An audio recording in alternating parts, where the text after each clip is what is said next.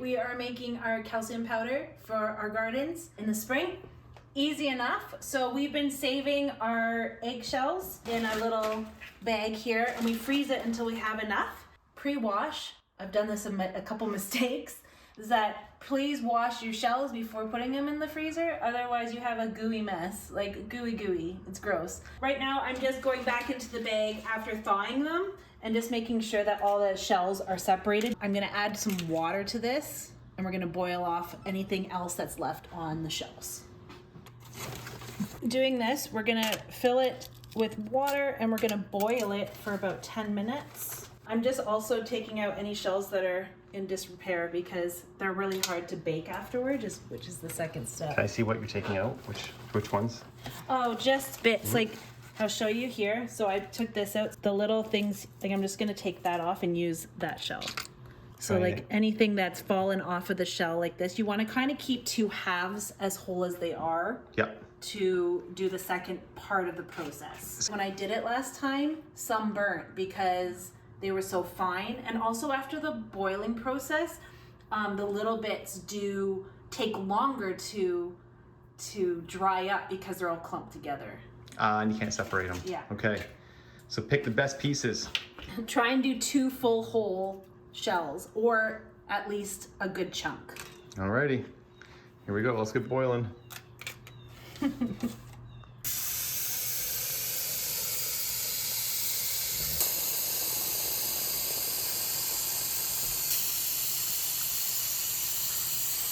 Pot is filled.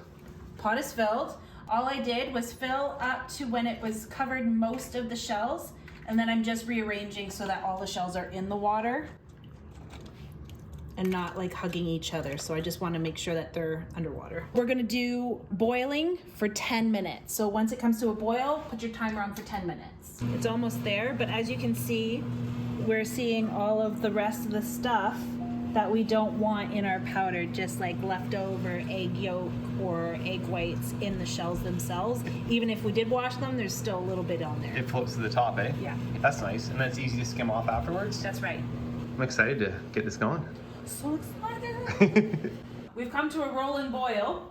So I'm just going to actually just make sure that we're pushing all of this in, making sure all of these are getting boiled down. But as you can see, all of this is what you want to skim off.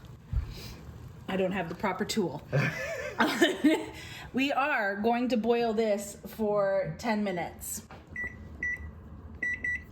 All of this gunk here is not what you want to take into your grinding of the shells. You're gonna move these around and get all of this film out of here as it's boiling, because you don't want it to re-stick to the shells themselves before you put it in the oven. I'm guessing that would just burn inside the oven once we get to the next step. It will, and it stinks. Yeah. It smells like you're cooking eggs in the oven, which is not really the desired smell that you want in your kitchen, unless you're making like a quiche with cheese. But just that egg yuck is not a nice... The egg yuck is not good. So it'll continue to make that film, and we're just gonna keep skimming it off over the next 10 minutes. Sounds good.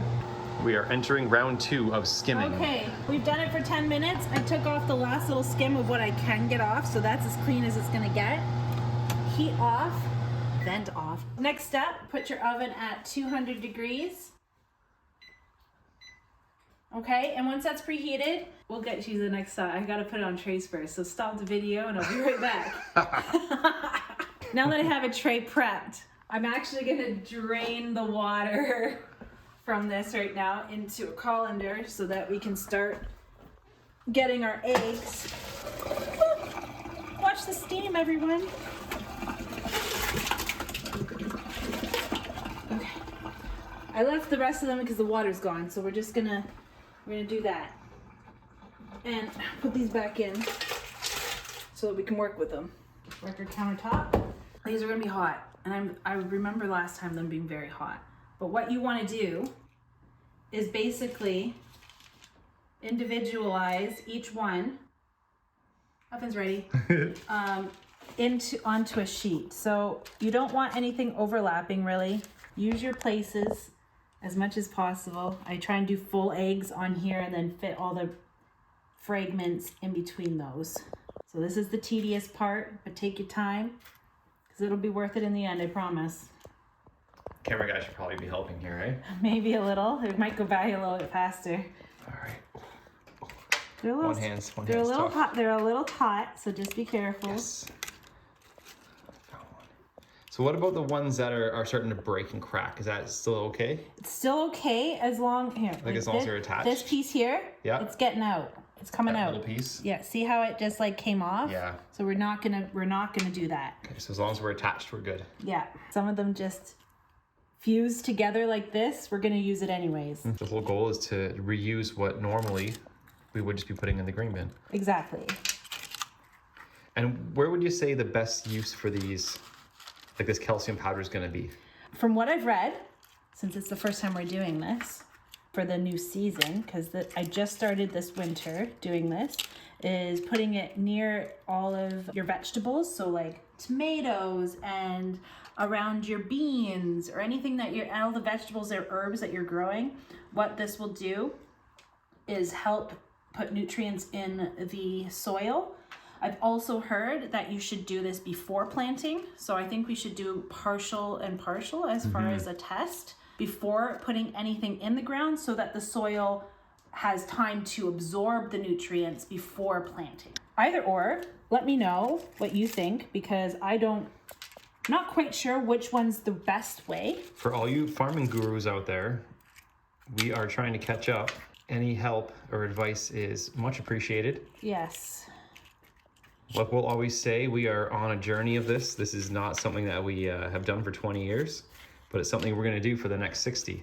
If we're doing something wrong, I will not feel bad if you come and say, what the heck are you doing, Nicole? This is not the way you should be doing it.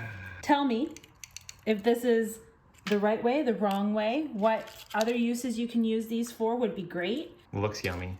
Looks good. I mean, it smells like eggs. Yeah. So, I mean, nothing can go wrong with that.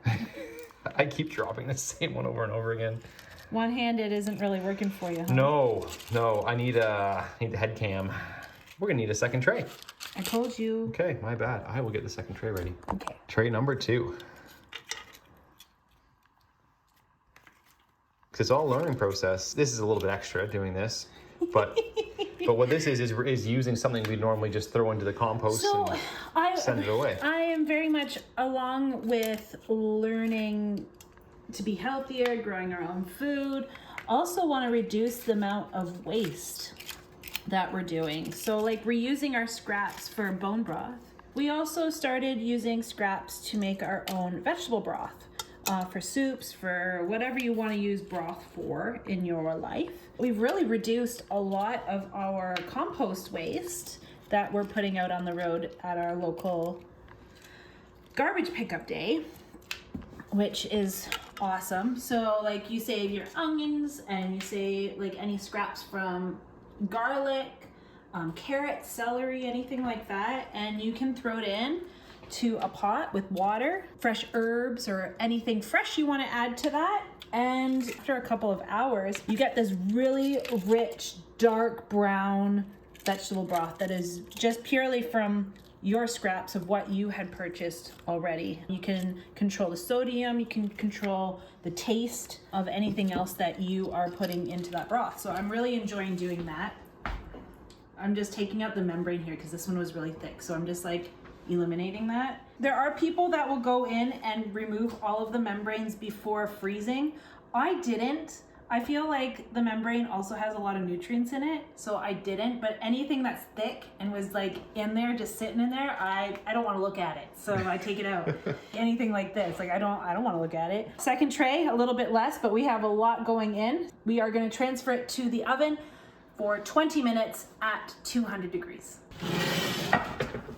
So it doesn't take a lot of heat because they're already a brittle thing to begin with. So all we're doing is taking all the rest of the moisture and making them super crunchy so we can ground it up into a powder. 20 minutes came and went. They weren't quite ready, so I added another 10 minutes. So that's where we are now, half an hour later at 200. I need a new pair. They kind of talk to each other. They've Oh, got no. holes and stains and everything. Uh-oh. I know. So we're gonna pull them out. Let them cool off a little bit. I'd say probably give them about 5 to 7 minutes of cooling time, and then we'll blitz them.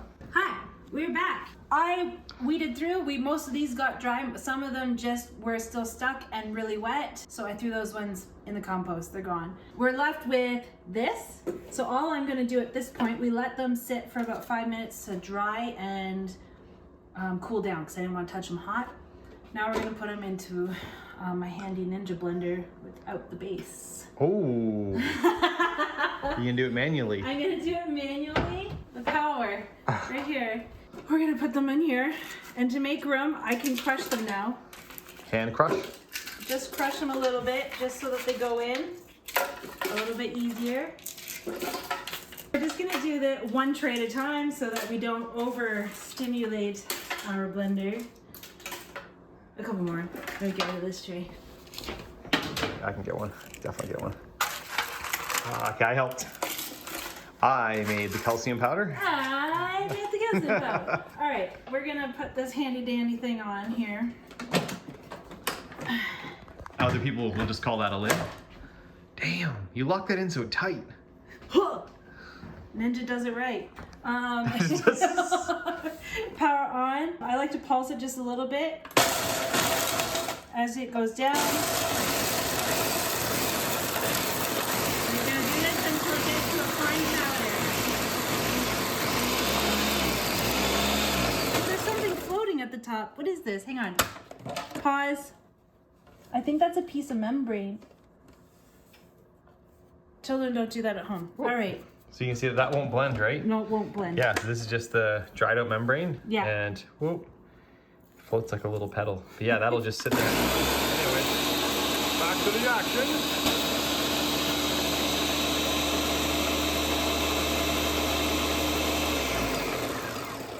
Powder. Is that it? That's it. Come on. That's it. There's nothing else to do. Nothing else to do. That's so easy. And we're just gonna take this. Have a mason jar ready? Larger shells are okay too. It's just the point of storing it better. And then the process begins again and we do more eggs. And as you can do little amounts. We did quite a big batch, but you just keep adding it to the same jar until it's full and then you can seal it. Place blade. Okay. The blade is important. It is. You know how many times I've used this Ninja blender and put all the ingredients in without the blade? I don't. Too many times that it might be a little embarrassing. And every time you realize you do it again, you're like, ah. And then you're like, do I try or do I try and fish it all out and then put the blade in? Yeah. I typically don't. I try and like fish it down in there. Not the probably best solution in the world, but also time. You can see how like little powder a lot of eggshells makes. Would you say that's about, like, how many eggs did we do total? You think like 2 dozen, roughly? No, I think there's quite a bit in there. Maybe like 36 eggs? I think it was 36 to 48 eggs. Okay, so say we'll say 4 dozen. 4 dozen eggs. Just for guesstimation processes. For guesstimation, I'm pretty sure I had a lot more, like I did like 4 rounds of the oven with the last batch, and I got a full mason jar right off the bat.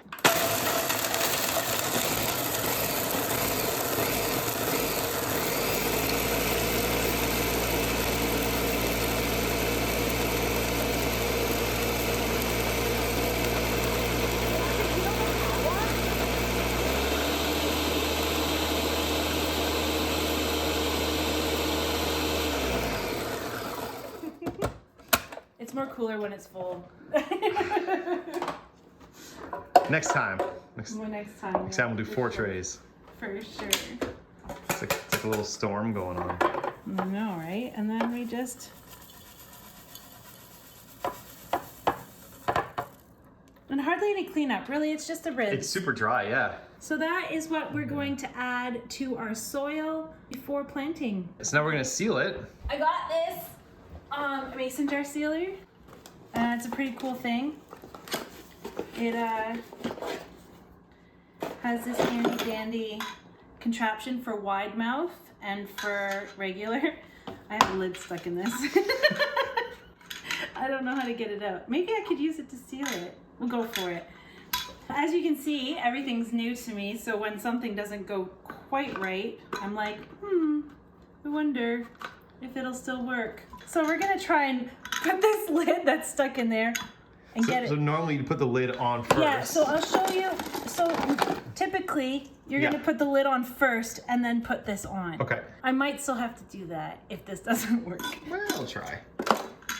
We're gonna give it a go. What this will do is it will count up in time once I start this, and it will show 75 for a good seal.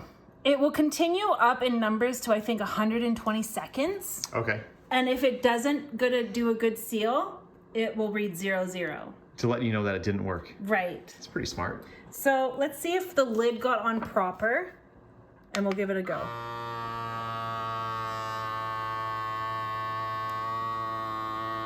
It might take a while because I don't know if it'll work.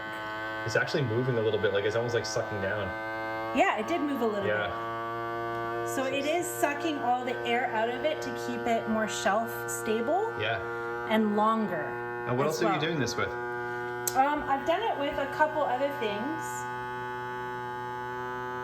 I don't know if it'll seal. Might have to dig out that. Did it really start sounding different? Or does that sound... It's really normal? trying to seal it. That's what's happening. So it'll go for 90 seconds. See? 75. It sealed. Sweet. So then you just remove this, and you've got a perfectly good sealed lid. And I'm really confident in this. Without the ring, yeah. Without the ring. That's crazy. Anyway, so it read 75. Yep. We've got a good seal. This is no air in it now, so it can stay on the shelf for a lot longer if it did have air. All right, and that is... Crushed eggshells. Crushed eggshells. Try again. Crushed Crushed eggshells. eggshells. In a nutshell. In a nutshell.